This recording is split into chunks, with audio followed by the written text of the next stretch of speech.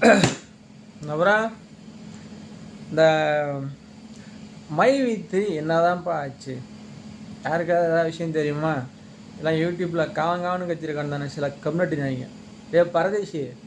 பரதேசி நாய்ங்களா, எவன்லாம் அந்த மை வைத்திருக்க முட்டு கொடுத்த கம்யூனிட்டிங்கள எங்கடா போய் தொலைஞ்சிங்க? எங்கடா பணம்? எங்கடா பாடு?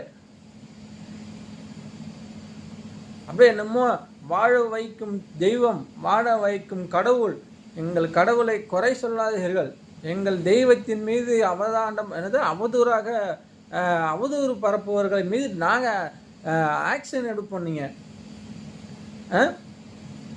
இப்போ எங்கே உங்கள் தெய்வம், உங்கள் கடவுள் எங்கே? எல்லாம் பணமும் கொடுத்தாச்சா? இப்போ அதை பற்றி பேச்சே காணோம். கப்பு சுப்புன்னு ஆகிப்போச்சு. இப்படி தான் வருவாங்க, பணத்தை ஆட்ட போடுவாங்க. ஒரு மாதம் 4 மாதம் 3 மாதம் வந்து ஒரே பரபரப்பாக இருக்கும். அப்புறம் ஒரு 4 மாதம் ரொம்ப பரபரப்பாக இருக்கும். அப்புறம் பார்த்தா கப்பு சுப்புன்னு ஆயிரும். அதுதான் ஒன்று சொல்லுவாங்கள்ல பழமொழி, அணையும் விளக்கு பிரகாசமாக எரியுங்கிறது. அது இதுதான் அது.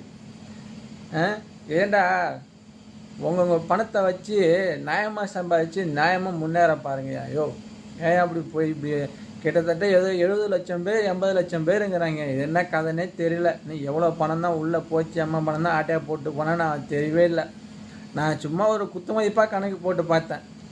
வாங்கின பணத்தை வரைக்கும் சும்மா ஒரு 1000 கோடின்னு வச்சுக்கோமே, அதை கொண்டு போய் எஃப்டியில் போட்டு ஃபிக்ஸட் டெபாசிட்டில் போட்டு ஒரு மாதம் வச்சுருந்து எடுத்தாலே அவனுக்கு குறைஞ்சது 100 கோடி ரூபா வந்து இன்ட்ரெஸ்ட்டு மட்டும் வரும். பேங்க் இன்ட்ரெஸ்ட்டு கணக்கு பண்ணால் குறைஞ்சது 100 கோடி ரூபா வந்து இன்ட்ரெஸ்ட்டு மட்டும் வரும்னு சொல்லி நான் ஒரு கணக்கு போட்டு பார்த்தேன். சந்தேகம் வந்தால் நீங்களே போட்டு பார்த்துங்க. 0.80 வந்து பேங்க் இன்ட்ரெஸ்ட்டு தராங்க.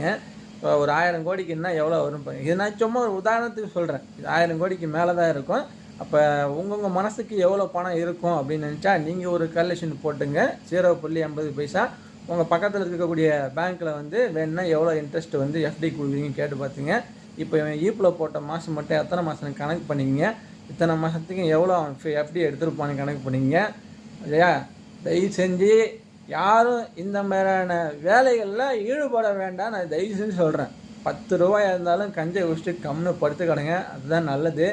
எவனும் இங்கே வந்து நீங்கள் உங்களுடைய வாழ்க்கை தரம் வந்து உயரணும்னு சொல்லி எவனும் இங்கே நினைக்கல. அதுதான் உண்மை, புரியுதா? உங்களுடைய வாழ்க்கை தரத்தை உயர்த்ததா சொல்லி அதை பணத்தை பிடுங்கி இவங்களுடைய வாழ்க்கை தரத்தை தான் உயர்த்தது பார்ப்பானுங்க. இங்கே அப்படி தான் நடக்கும், அப்படி தான் நடந்துகிட்ருக்கு. யாரும் இனிமேல் இந்த மாதிரியான வேலையெல்லாம் போக வேண்டாம்.